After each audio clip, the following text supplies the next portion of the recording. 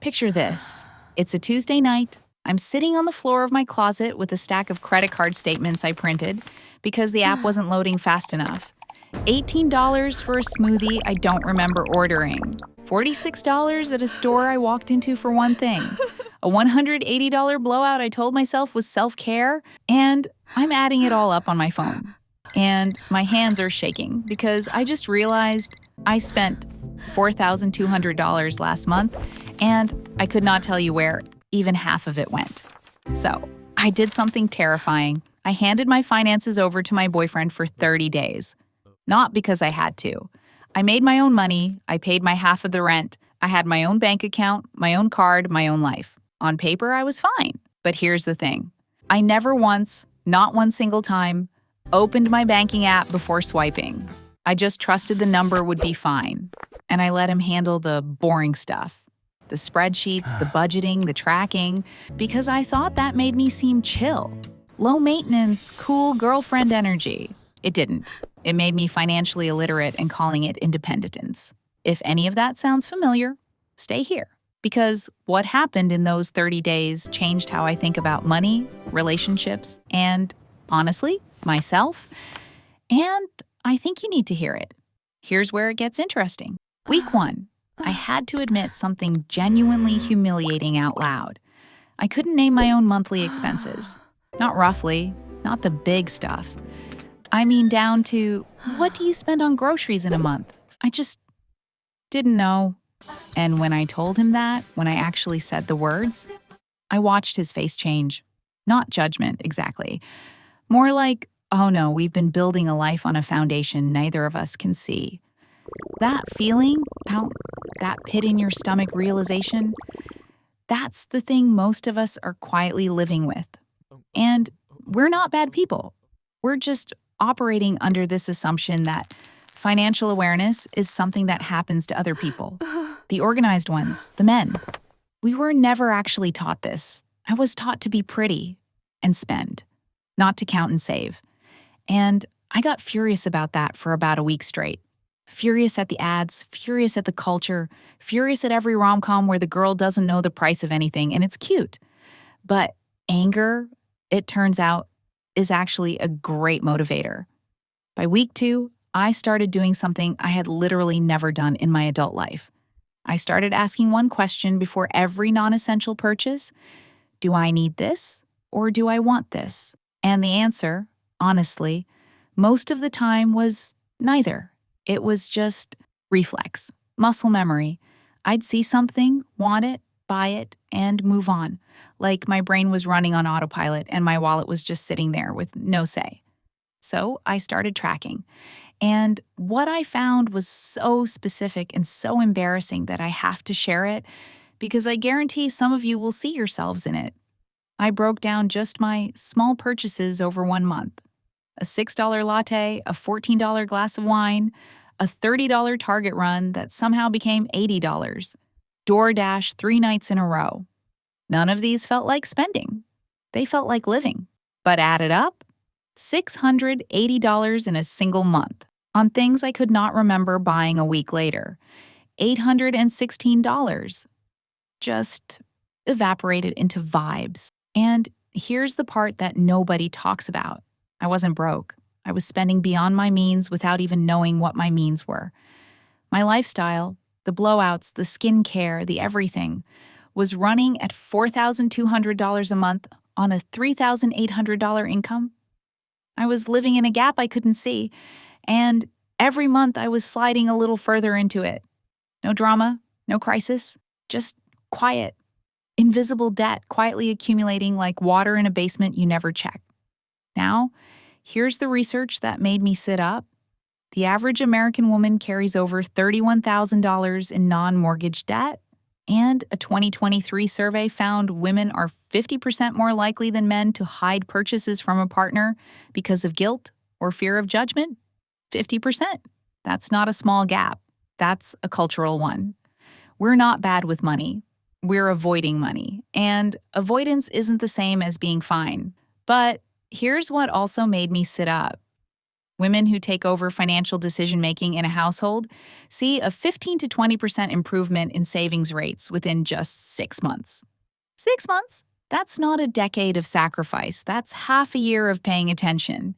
And I think about what that means in terms of retirement, in terms of leverage, in terms of walking into a salary negotiation and actually knowing your number. And I get a little emotional about it, honestly, because I wish someone had told me this 10 years ago. By week 3, something shifted that I didn't expect. The experiment stopped being about living on his salary. It started being about living on a budget I chose, not one that someone else made and I just tolerated. One that reflected what I actually valued, not the Instagram version of self-care, but real things. Travel, my sister's wedding, a savings account that I could see and name. I started seeing my money as a tool instead of a scoreboard, and that changed everything. Week 4, I hit something I can only describe as ownership. Real, bone-deep ownership of my own financial life. And I realized the question I was actually asking wasn't, can I survive on his salary? It was, do I know how to take care of myself financially on my own? Because here's the uncomfortable truth. Financial dependence isn't always dramatic. Sometimes it looks like split checks at dinner and a Venmo for groceries, while one person quietly carries the real weight. Sometimes it's 2 people in a relationship, both working, both spending, and neither of them actually knows what's happening. So here's what I want you to do. Not tomorrow, tonight. Open your banking app. Look at the last 30 days of spending, every dollar. I'm not asking you to judge it yet. I'm just asking you to look at it. That's step 1 of the 30-day money reset. And it's the one most people skip because it feels scary. I know. I was there on that closet floor. Step 2, categorize. Just 3 buckets: needs, wants, and regrets. The things you bought and immediately felt guilty about. You don't have to be dramatic about it, just honest. I promise the data is less damning than the mystery. Step 3, calculate your personal runway. This is the number that matters most. What does 1 month of your expenses look like if you had to cover it alone? No partner, no parents, no safety net.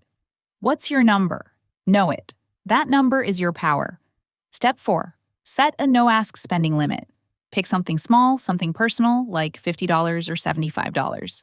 Anything under that threshold, spend it freely, guilt-free, no justification needed. But anything above it, you pause. You ask the question. You make it intentional instead of reflexive. And suddenly, that $75 threshold gives you more freedom than unlimited spending ever did. Because you're not spending guilt-free, you're spending permission-free. Step 5, have 1 money conversation per week. 10 minutes. That's it. With your partner, with a friend, with yourself. Money gets less scary the more you talk about it. The conversations you're avoiding are the ones that will save you. Now, you might be thinking, this would cause fights in my relationship. And if you are thinking that, I want you to sit with it for a second. Because here's what I've learned. Uneasy money conversations are not the problem. They're the signal. The fight is the symptom. Financial opacity is the actual risk, and it's one most people ignore because it's uncomfortable to name.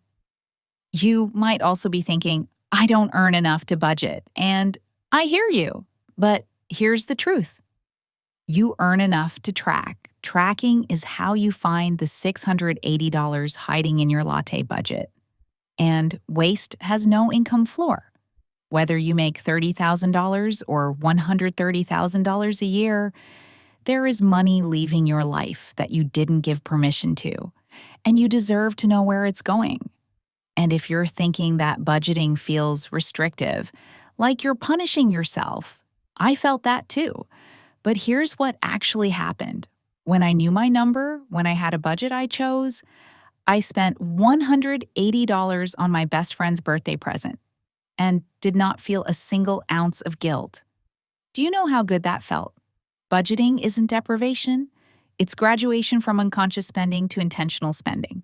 You're not losing freedom. You're gaining the freedom to spend without the anxiety afterward. Here's what I want you to take with you. Financial literacy is compound interest for your confidence. You will not notice it in week 1. You might not even notice it in month 1. But by month 6, you will look at your bank account and feel something you've never felt before. Pride, clarity, ownership. You will stop small-talking yourself in salary, negotiations, in friendships, in life. Because when you know your number, you stop shrinking around it. I didn't leave that experiment needing my boyfriend's money less. I left needing my own brain more. And that feeling of being fully, completely, unapologetically in charge of your own financial life. That's not a privilege for someone else. It's yours. It's always been yours. You just have to open the app.